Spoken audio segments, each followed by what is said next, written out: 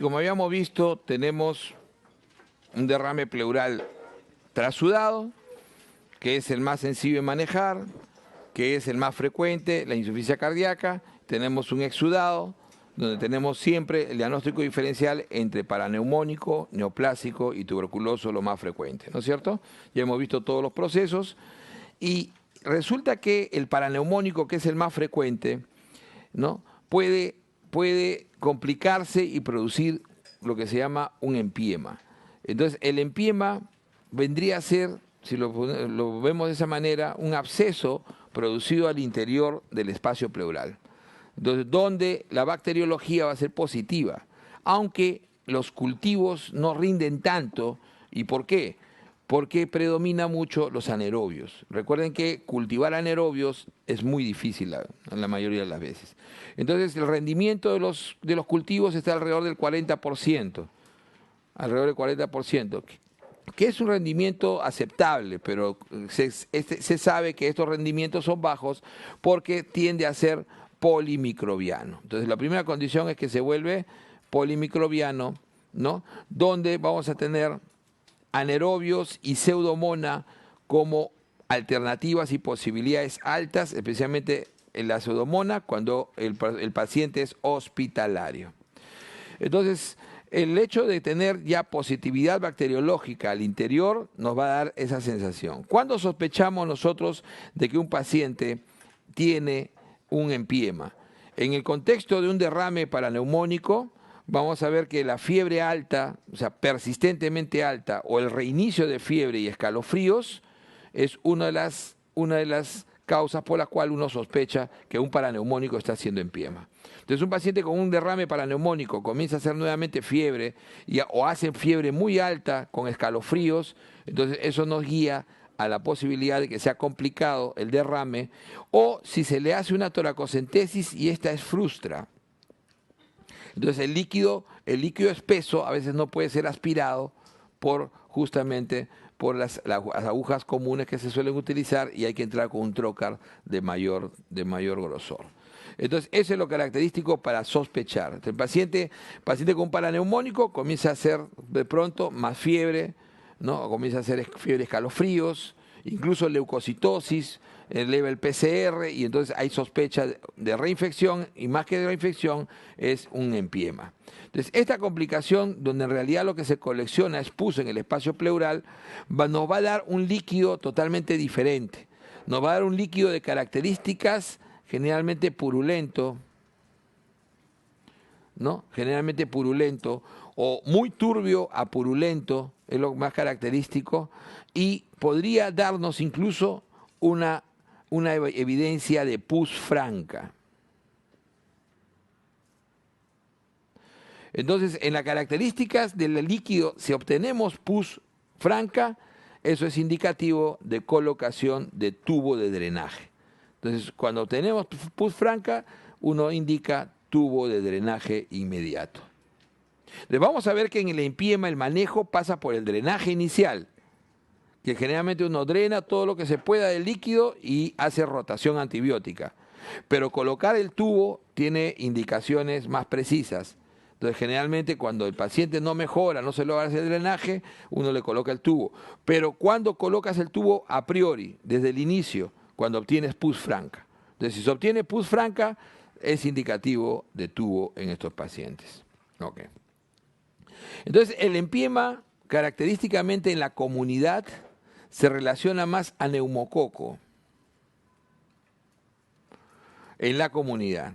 ¿Okay? En la comunidad se relaciona más a neumococo, pero la causa más frecuente en general es estafilococo, porque es la neumonía intrahospitalaria que más produce empiema. Entonces, si yo lo relaciono, empiema es una rareza en la comunidad.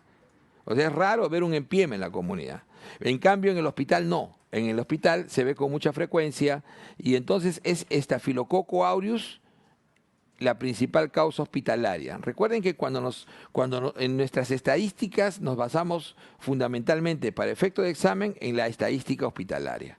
Entonces, cuando me dicen a secas, causa más frecuente de empiema, va a ser estafilococo. Pero si me dicen en la comunidad quién genera más empiema, ahí sí va a ser neumococo. ¿Ok? Entonces, eso es lo que tengo que tener en cuenta en esto, lo que es la causalidad.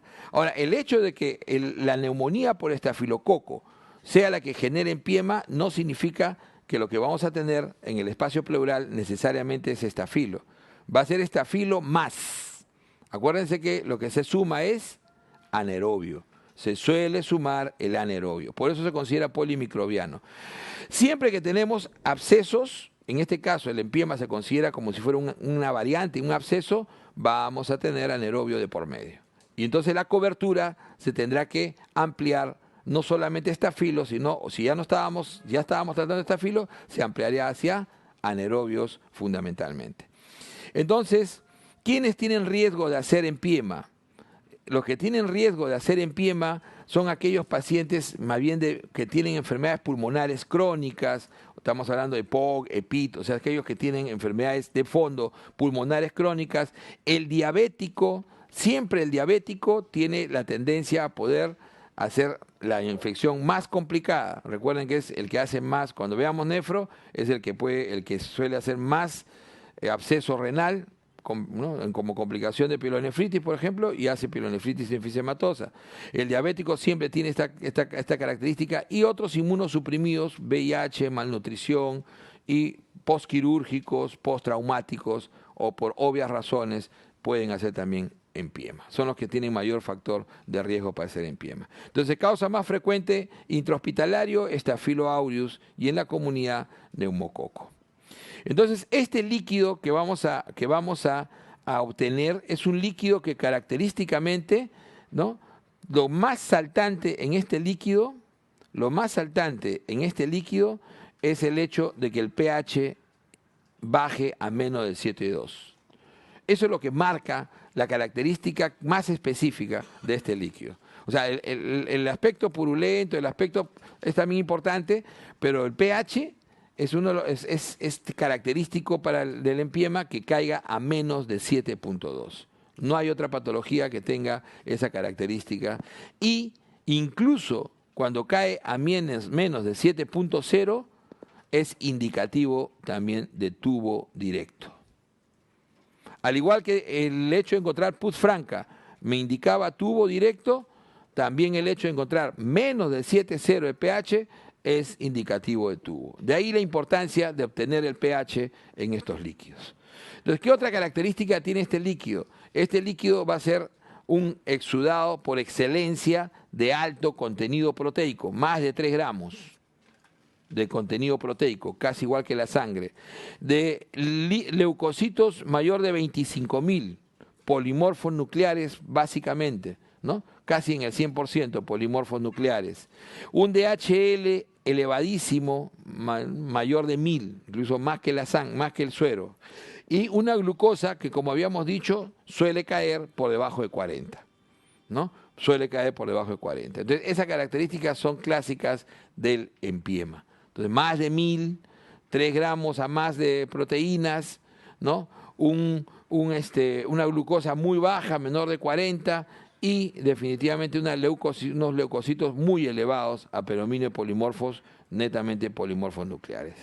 Entonces, el diagnóstico pasa por la sospecha y la toracocentesis.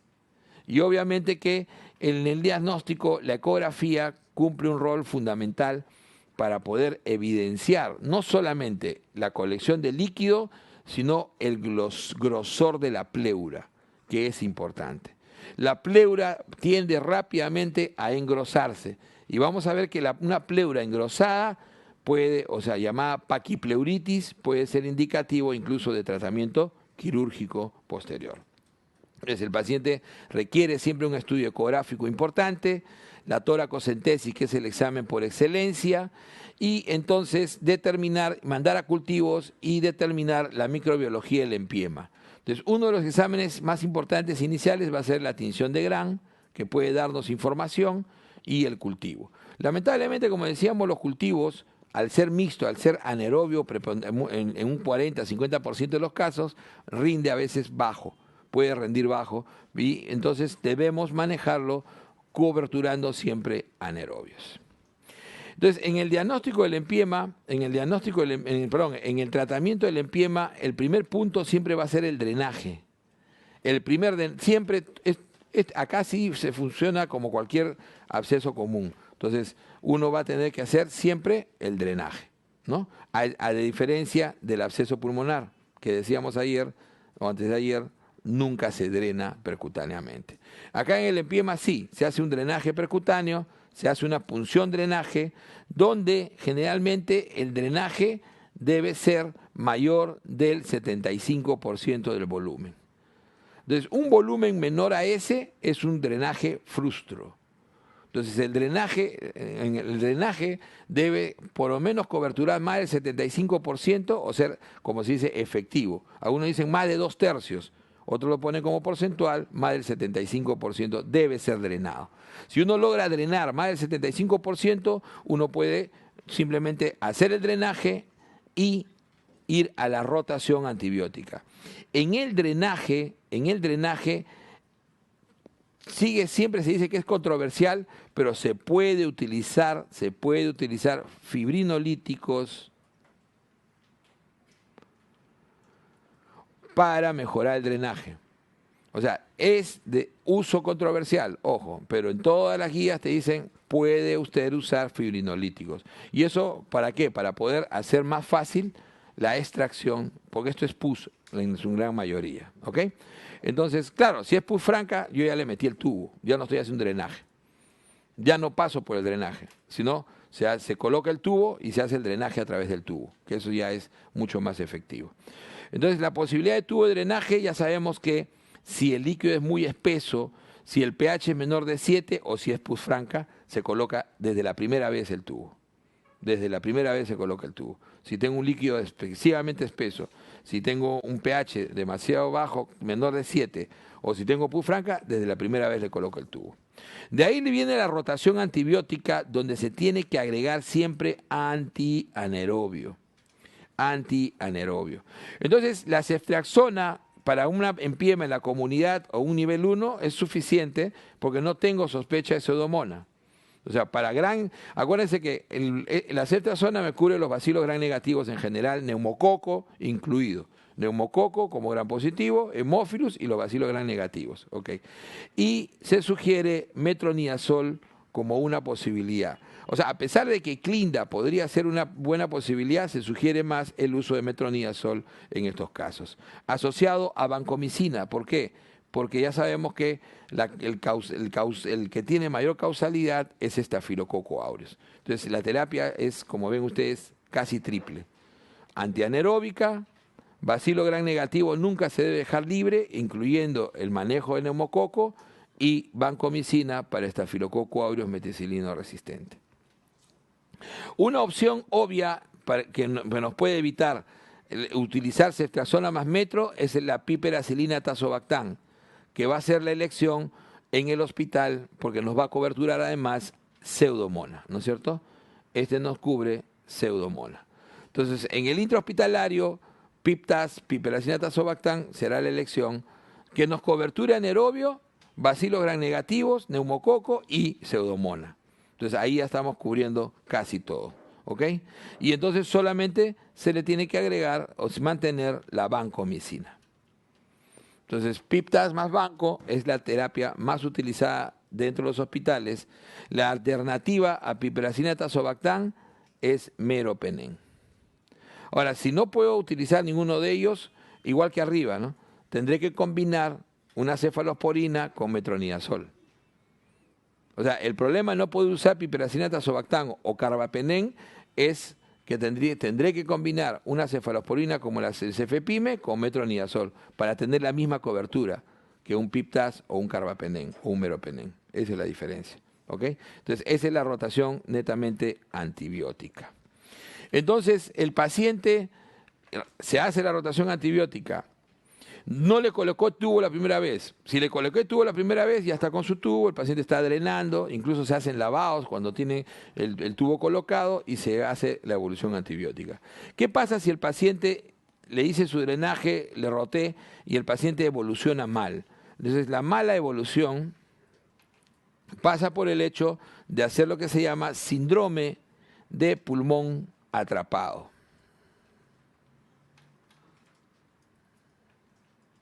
¿Qué cosa es el síndrome de pulmón atrapado? Es una falta de movilidad funcional del pulmón en esa área. Entonces el pulmón no tiene distensibilidad, no hay movimientos respiratorios, no amplexa. O sea, por examen nada más, la amplexación está totalmente abolida. Entonces uno lo estudia dinámicamente con un ecógrafo y no hay movimiento respiratorio, no hay dilatación del pulmón. Entonces no hay aireación. Incluso puede estar hasta atelectasiado el pulmón en esa área. Entonces ese síndrome de pulmón atrapado generalmente se relaciona con el hecho de que la pleura se engrosa a más de 10 milímetros o paquipleuritis. Entonces el hecho de tener un síndrome de pulmón atrapado y o que demostremos que hay más de 10 milímetros de grosor de la pleura o paquipleuritis, si demostramos esto, la indicación va a ser quirúrgica. Va a ser una desbridación o lo que se llama una decorticación pleural.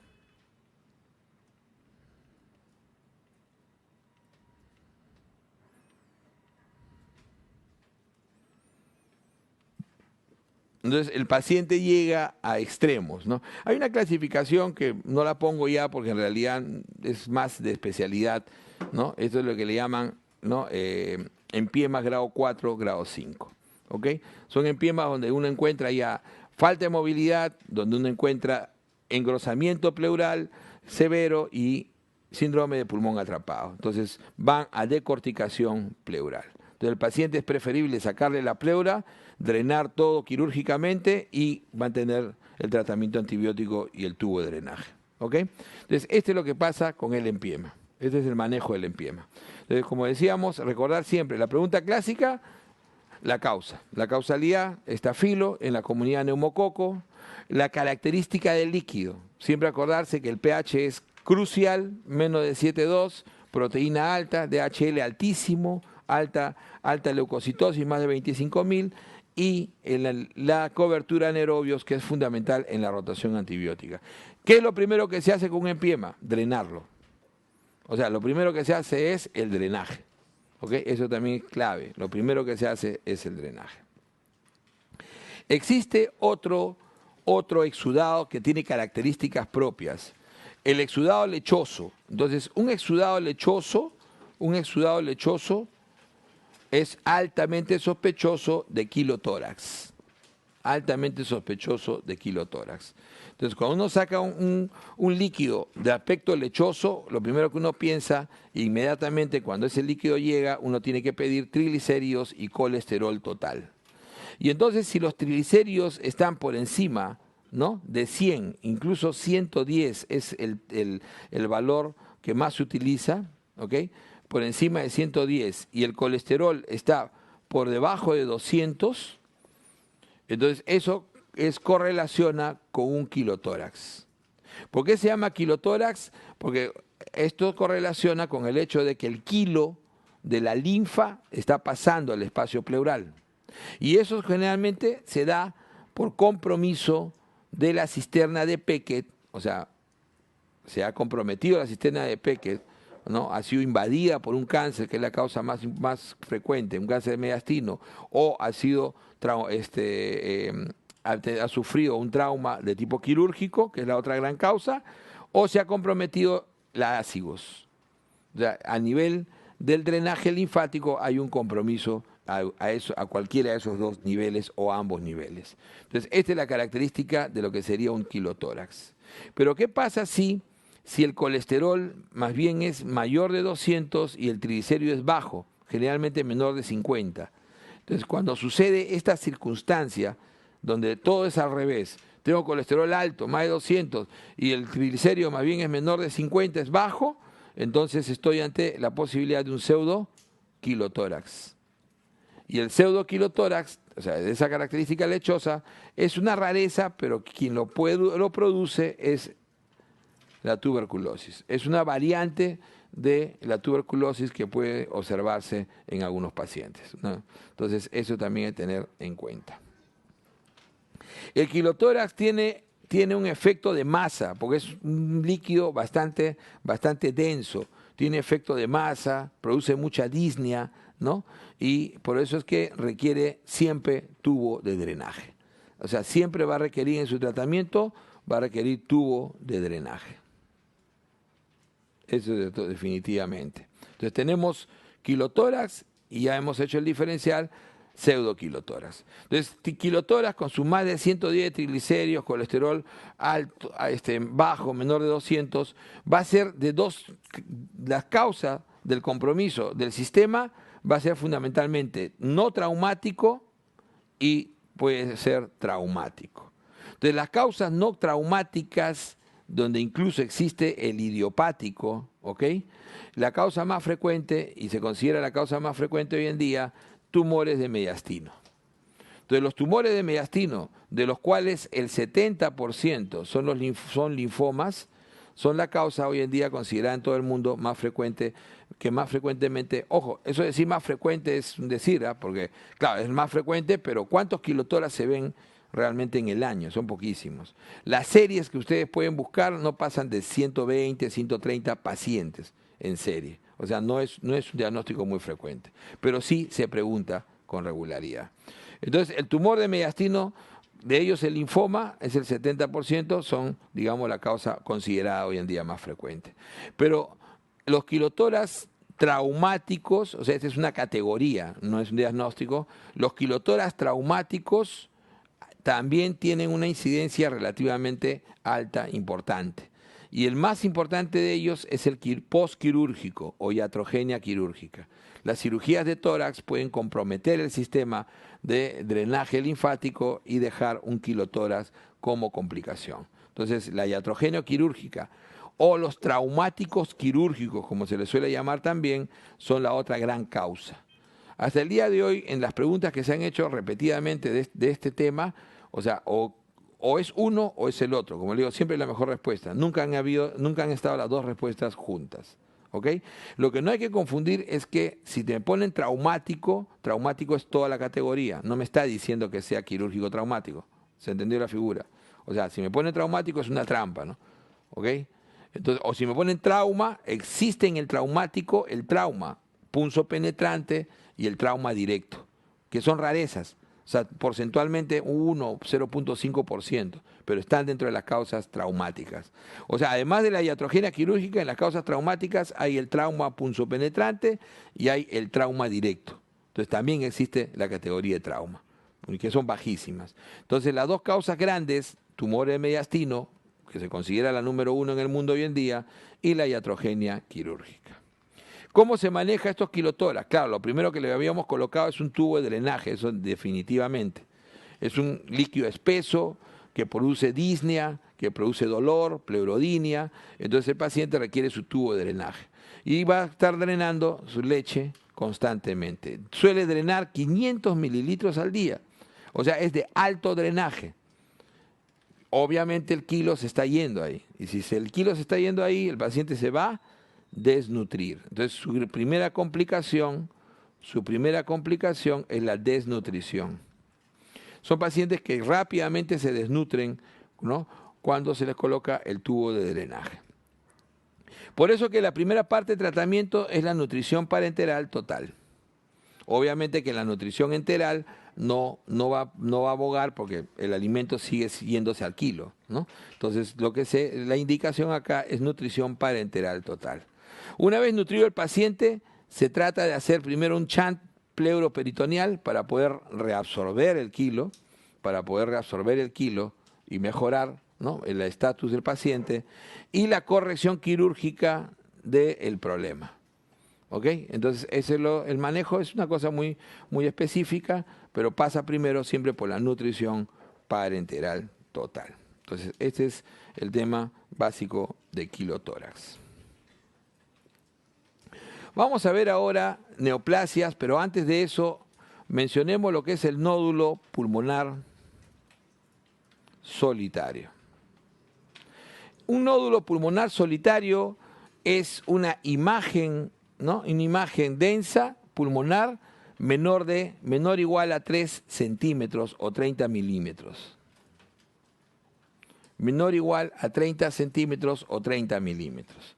que puede darnos diferentes diagnósticos. Puede ser sólido o semisólido.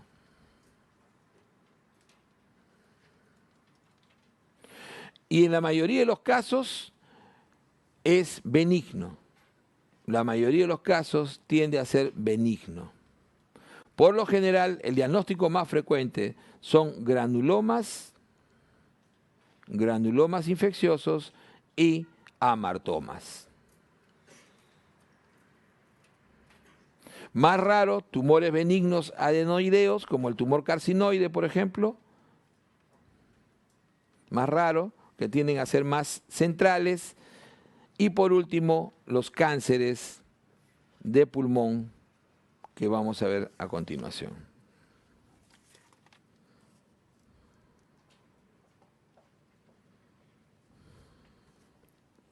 Y entonces, en este contexto, los pacientes, vamos a ver que mucho depende del tiempo y mucho depende también de las características. Por ejemplo, los benignos clásicos como amartomas son de evolución mayor de 2 años.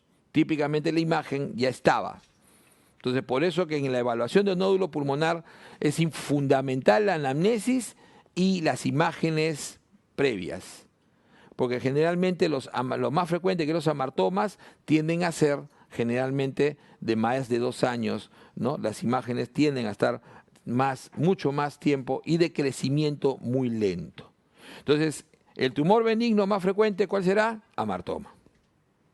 El tumor benigno más frecuente es amartoma. Mientras que los granulomas más bien tienden a ser de corto tiempo.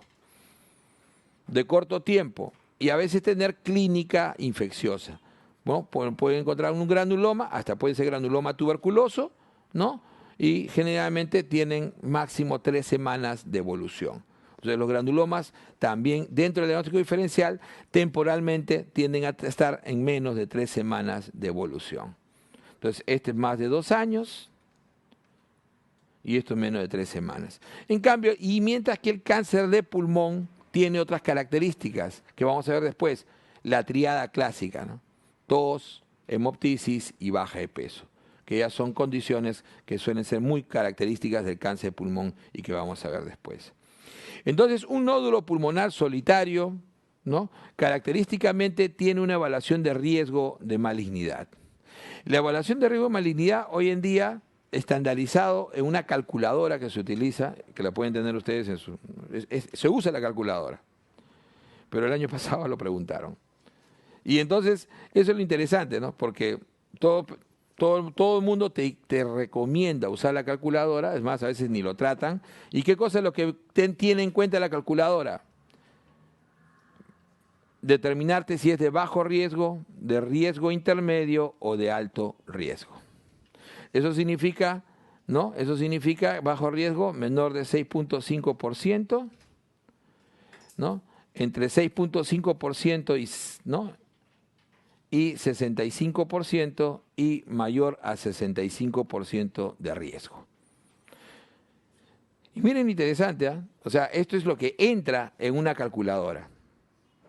Ustedes van al UpToDate y no consiguen este dato, pues les remite a la calculadora.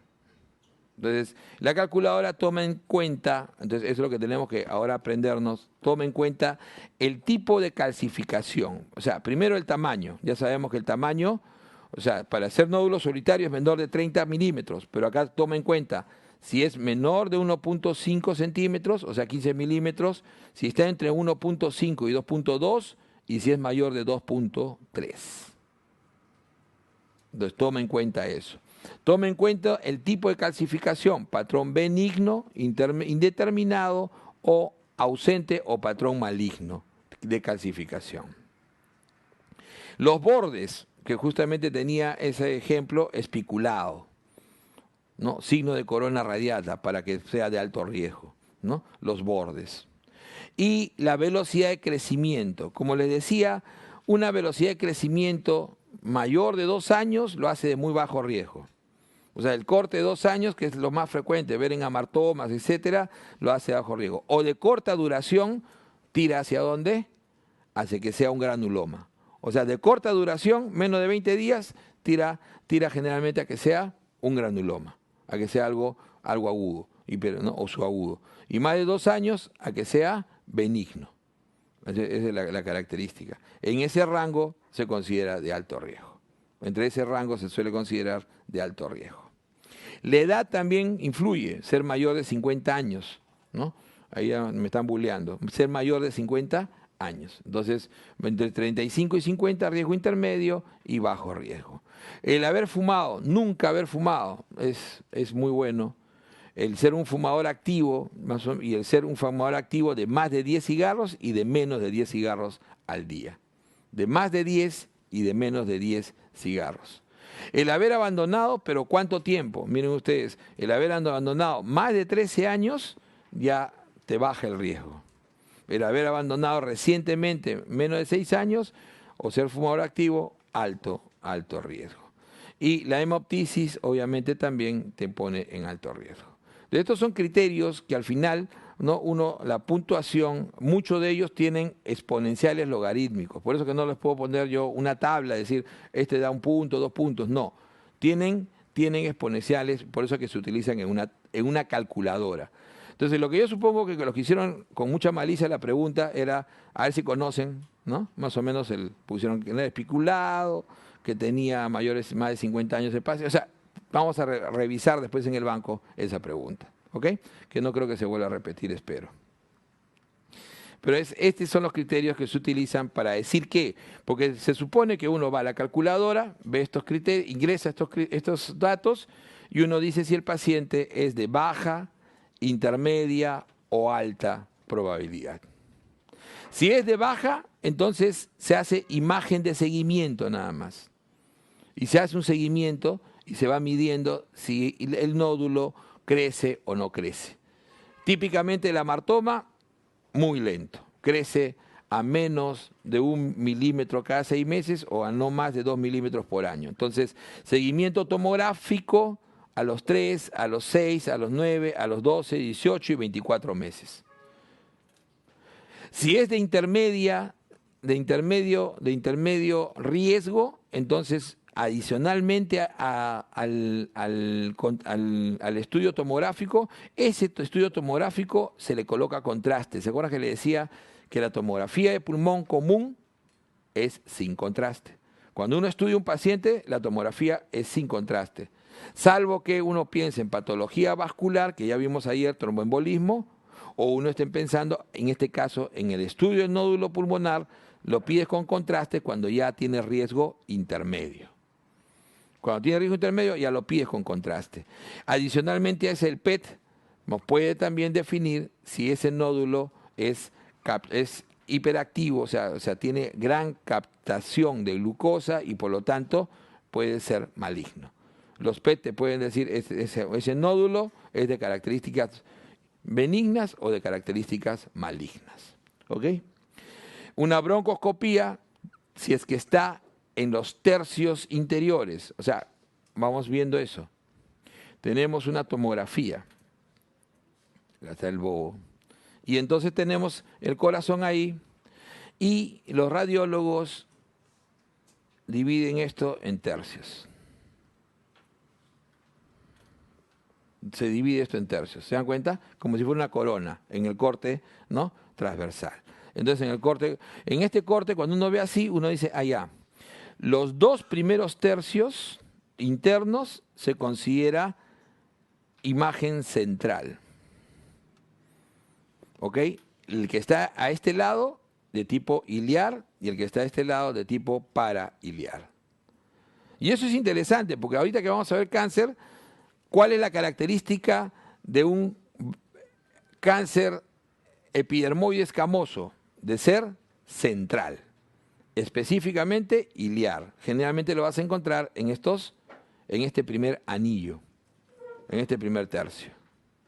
Un microcítico tiende a estar también central, pero el microcítico con mayor frecuencia es parailiar. Y esto te lleva a solicitar para este tipo broncofiroscopía. Entonces, cuando tú quieres estudiar una lesión que está central, lo más útil es la broncofibroscopía. ¿Ok? Punto 1. Y cuando tú tienes lesiones que están en el último tercio, eso se llama periférico. En el caso del cáncer periférico, el adenocarcinoma. Es la gran característica y la característica más específica del adenocarcinoma es periférico. Mientras que los otros dos cánceres más frecuentes, el epidermoide y el microcítico, tienden a ser centrales. Por eso que un microcítico y un epidermoide se suelen estudiar por broncofibroscopía primero. Mientras que un adenocarcinoma, que suele ser periférico, se va a hacer biopsia percutánea, una BIPA. Generalmente en los adenocarcinomas el diagnóstico se hace por BIPA o por biopsia guiada por tomografía. Pero son biopsias percutáneas, porque está en este último tercio. Entonces, por eso, de esa manera se utilizan los procesos diagnósticos. Entonces, yo no puedo pedir una broncofibroscopía a un paciente que tiene un nódulo periférico. Jamás va a llegar el fibroscopio a poder hacer una biopsia real a un nódulo periférico. Pero a estos dos anillos sí llega. Entonces, esa es la idea. ¿Ok? Entonces, igual, como ven acá, el estudio adicional puede incluir broncofibroscopía o punción guiada. Entonces, ¿por qué? ¿Le voy a hacer los dos? No. Voy a escoger broncofibroscopía a los que son centrales, a nódulos centrales, y escogeré la punción en los que son periféricos. Eso es lo que quería explicarles, que lo voy a ver en el momento que haga cáncer. Entonces, este es lo característico. Pero si es alta la sospecha, ya se ganó su cirugía. O sea, tiene que entrar a biopsia, incluso biopsia quirúrgica, por miritóraco o toracotomía completa. Entonces, de alta ya no admite solamente el estudio clásico. Entonces, ya se ganó la biopsia quirúrgica, ¿no? La biopsia quirúrgica definitiva. Entonces, ese es lo que se hace con el nódulo pulmonar. Entonces, concepto básico, lesión benigna más frecuente, amartoma. ¿Quién le sigue al amartoma? El carcinoma, no, el tumor carcinoide, el carcinoide bronquial. Que el carcinoide bronquial no se suele presentar, pero el carcinoide bronquial no se suele presentar como nódulos pulmonar solitario. El amartoma sí. Es el clásico nódulo pulmonar solitario. El carcinoide no se presenta como solitario. Se suele presentar como un síndrome obstructivo. La clínica de un carcinoide es típicamente síndrome obstructivo. Entonces, un paciente que comienza a hacer cuadros, ¿no?, de broncoespasmo, asociado a tos y a veces a rasgos hemoptoicos. Entonces, un tumor carcinoide. Y es también de tratamiento quirúrgico. El amartoma también puede ser de tratamiento quirúrgico si es muy sintomático. A veces el amartoma puede dar también tos y hemoptisis. Pero el amartoma, si el crecimiento es lento y no da molestias y es hallazgo, se hace seguimiento solamente tomográfico y se observa. Cuando produce síntomas, también puede ser quirúrgico. Estos son los tumores típicos benignos, ¿ok? Tumores benignos. Este tumor carcinoide es un tumor, ¿no?, de células APUT, de las células de Kuczynski, ¿no? No de PPK, sino de Kuczynski. Entonces, ese es el típico de células de APUT. Son células benignas. Se considera una variante de adenoma. Es un tipo de adenoma. ¿Ok? Se considera como una variante. La causa es el adenoma más frecuente, ¿no?, del pulmón. Este es el espectro del nódulo pulmonar solitario. Y entonces vamos al cáncer de pulmón. Entonces, y lo otro acá, ¿qué cosa vamos a encontrar? En la gran mayoría, cánceres de pulmón. Ahora, el cáncer de pulmón tiene un espectro, porque incluso podríamos se encuentra con mucha frecuencia metastásicos y broncogénicos. Obviamente no vamos a desarrollar los metastásicos. El pulmón es un asiento frecuente de metástasis, especialmente ¿quién da metástasis a pulmón? Mama. Mama da metástasis a pulmón, tiroides da metástasis a pulmón y los germinales tienen alta avidez por pulmón. Los germinales, los tumores, el seminoma, por ejemplo, casi en el 90% comprometen pulmón. ¿Ok? Entonces, eso es lo clásico.